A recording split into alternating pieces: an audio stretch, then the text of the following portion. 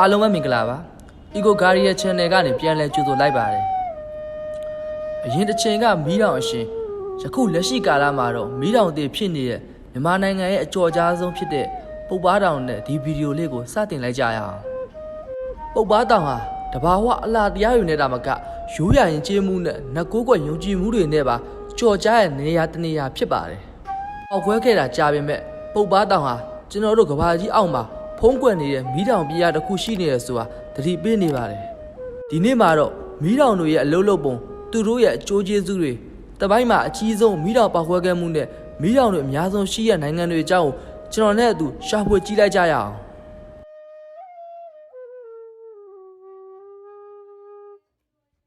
မီးတောင်ဆိုတာကမ္ဘာအသွင်းပိုင်းမှာရှိတဲ့ပူလောင်လွန်းလာတဲ့ဥတိုင်းနဲ့ကမ္ဘာမျက်နှာပြင်ကိုခြားနာထားတဲ့ပြတင်းပေါက်တစ်ခုလိုပဲဖြစ်ပါတယ်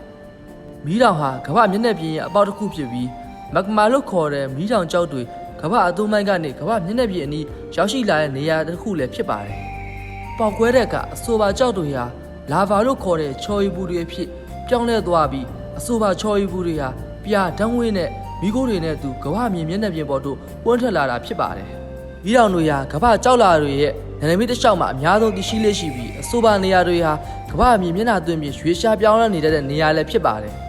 ကမ္ဘာမြေမျက်နှာသွင်းမြေကိုပုံစံတစ်မျိုးပြောင်းလဲနိုင်တယ်လို့များစွာသောမြေဧရိယာတန်ပေါင်းများစွာကိုလည်းဖျက်ဆီးနိုင်ပါတယ်။ဒါပေမဲ့သူတို့ဟာကိုးမြေအတစ်တွေကိုလည်းဖန်တီးနိုင်စွမ်းရှိပါတယ်။မီးတောင်တို့ရဲ့အကျိုးကျေးဇူးများမီးတောင်တို့ရဲ့အန္တရာယ်ရှိတဲ့ထင်ရပေမဲ့သူတို့ဟာများစွာသောအကျိုးကျေးဇူးတွေကိုယူဆောင်လာပါတယ်။ရောစာတို့ကောင်းဝင်မှုပေါက်ခွဲထွက်လာတဲ့ချော်ရီတွေမှာမြေစီမြေနဲ့တန်ပေါင်းများစွာပေါင်းဝင်လာပြီးကမ္ဘာရဲ့လေယာစိုက်ပျိုးမြေတွေအတွက်တကယ့်ကိုမှကောင်းမွန်လှပါတယ်။ဥပမာပြောရမယ်ဆိုစပားနဲ့ကော်ဖီတို့လိုတီးနှံမင်းတွေဟာမီးတောင်ချော်မြေတွေမှာကောင်းမွန်စွာကြီးထွားနိုင်ပါတယ်။ဥမြေအသစ်ဖြစ်ပေါ်လာခြင်းဟာဝိုင်ယန်ကဲ့သို့သောအချို့ကျွန်းနေရာမီးတောင်ပေါက်ကွဲမှုများတဲ့စဉ်ဖြစ်ပေါ်လာပါတယ်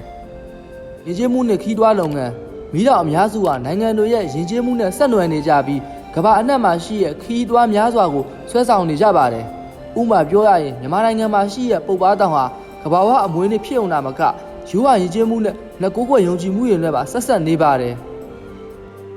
ကမ္ဘာအပူစွမ်းရင်ထုတ်ပေးခြင်း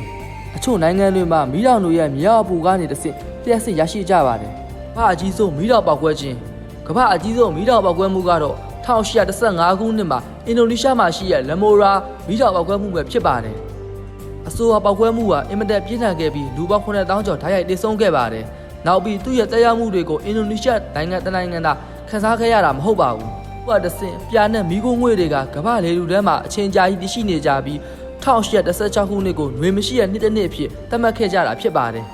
။နေရာတော်တော်များများမှာအပူချိန်ကျဆင်းလာပြီးစိုက်ပျိုးတီးနှံများစွာပျက်စီးခဲ့ရပါတယ်။ဒါဟာမီးတောင်တလုံးပေါက်ကွဲမှုတစ်ခုဟာကမ္ဘာရာသီဥတုကိုပြောင်းလဲနိုင်တဲ့ဆိုတာပြသနေပါတယ်။မီးတောင်အများဆုံးရှိတဲ့နိုင်ငံများနံပါတ်1အင်ဒိုနီးရှားနိုင်ငံပဲဖြစ်ပါတယ်။မီးတောင်ရှင်ပေါင်း130ကျော်ပိုင်ဆိုင်ထားပြီးကမ္ဘာမီးတောင်အများဆုံးပိုင်ဆိုင်တဲ့နိုင်ငံတစ်နိုင်ငံဖြစ်ပါတယ်။ဒီကတော့ဂျပန်နိုင်ငံဖြစ်ပြီးမီးတောင်ပေါင်း100ကျော်ရှိပြီးအများစုကတော့မီးတောင်ရှင်တွေဖြစ်ကြပါတယ်။နံပါတ်3ကတော့အမေရိကန်နိုင်ငံပဲဖြစ်ပါတယ်။အထူးသဖြင့်အလက်စကာနဲ့ဟာဝိုင်ဒေသတွေမှာမီးတောင်တွေကိုတွေ့ရပါတယ်။နံပါတ်4ကတော့ချီလီနိုင်ငံဖြစ်ပြီးတောင်အမေရိကတိုက်ရဲ့နာမည်ကြီးမီးတောင်တွေတရှိနေပါတယ်။နံပါတ်5ကတော့မေရိုနက်တေးကဲ့သို့သောကြော်ကြားတဲ့မီးတောင်တွေရှိတဲ့ဖိလစ်ပိုင်နိုင်ငံပဲဖြစ်ပါတယ်။ဒီကုန်းချုပ်ပြောရမယ်ဆိုရင်မီးတောင်တွေကတဘာဝရဲ့အကြီးဆုံးပြင်းအားတွေပေါက်ကွဲထွက်တဲ့နေရာပဲဖြစ်ပါတယ်။ဖြတ်စည်းနိုင်စွမ်းရှိတယ်လို့ဖန်တီးနိုင်စွမ်းလည်းရှိပါတယ်။အန္တရာယ်များတယ်လို့အကျိုးကျေးဇူးများစွာလည်းရှိပါတယ်။ဒါဟာတဘာဝရဲ့ညီမျှမှုတစ်ခုလည်းဖြစ်ပါတယ်။သုံးသည့်ကြည့်ရှုပေးခဲ့တဲ့အတွက်အားလုံးကိုကျေးဇူးတင်ပါတယ်။တာယာပျော်ရွှင်တဲ့နေ့ရက်လေးကိုပိုင်ဆိုင်နိုင်ကြပါစေ။